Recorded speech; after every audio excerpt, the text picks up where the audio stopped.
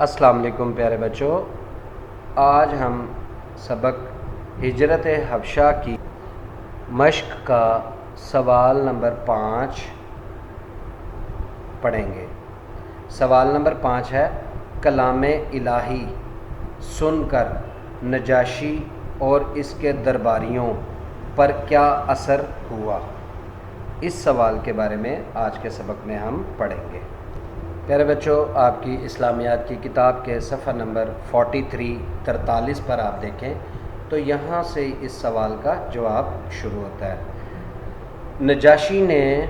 نجاشی جو بادشاہ تھا حبشہ کا، اس نے حضرت جعفر رضی اللہ تعالیٰ عنہ سے کہا کہ وہ اپنے نبی صلی اللہ علیہ وآلہ وسلم پر نازل ہونے والا کلام سنائیں، یعنی جو کلام آپ صلی اللہ علیہ وآلہ وسلم پر اللہ کی طرف سے نازل ہوا ہے وہ سنائیں۔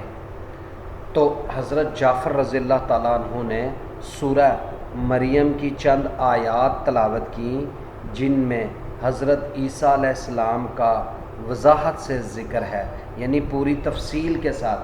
قرآن پاک کی صورت ہے سورہ مریم، اس کے اندر حضرت عیسیٰ علیہ السلام کے بارے میں کافی تفصیل کے ساتھ ذکر کیا گیا ہے۔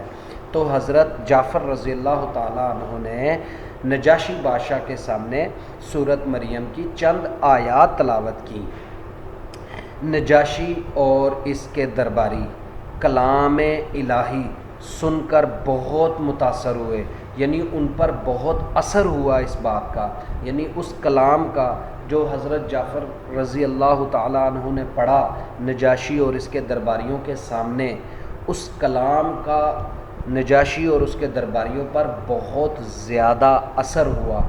وہ بہت متاثر ہوئے کلام الہی سن کر، ان پر رقت طاری ہو گئی۔ رقت طاری ہونا یعنی وہ ایک دم ایسے حیرت میں اور سوچ میں گم ہو گئے، جو الہی یعنی کلام الہی جو پڑھا جا رہا تھا، نجاشی اور اس کے درباریوں پر رقت طاری ہوتی جا رہی تھی۔ رقت طاری ہونا جیسا کہ بتایا کہ حیرت میں گم ہو جانا، ایسے حیران ہو کر اور پوری توجہ اور خاموشی سے ان الفاظ کے اندر جو الفاظ بولے جا رہے ہوں، ان الفاظ کے مطلب اور معنی میں گم ہو جانا، ٹھیک ہے، اور پھر گم ہو کر اس کے اوپر غور و فکر کرنا، اس حالت کو کہتے ہیں رقت طاری ہونا۔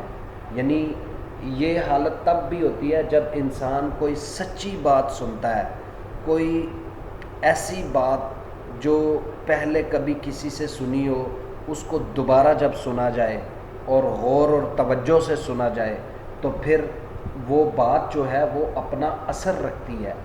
تو وہ اثر تھا کلام الہی کا جو نجاشی اور اس کے درباریوں پر ہوا، یعنی وہ لوگ اتنے زیادہ متاثر ہوئے کہ وہ اپنی جگہ پر بیٹھے حیرت میں گم ہو گئے۔